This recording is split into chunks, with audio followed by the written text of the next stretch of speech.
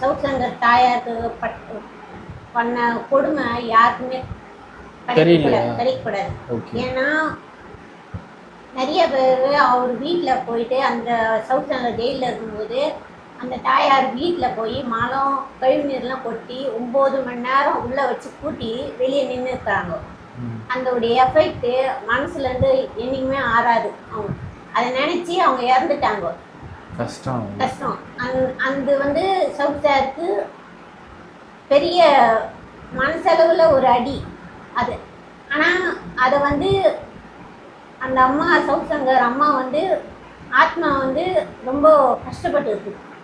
ஆனால் அது விஜய் சார் மூலியமாக சவுத் சாருக்கு ரிலீஃப் வந்திருக்கு. இது அவருடைய அம்மா தெய்வ பெருமையாக இது அவருடைய விஜய் தம்பி மூலியமாக இவருக்கு விடுதலை வாங்கி கொடுத்துருக்காங்க. இப்போ அவங்க சவுத் சம்பத் தாயார் ஆத்மா கொஞ்சம் சாந்தியாக இருக்கும், இப்போ நிம்மதியாக இருப்பாங்க.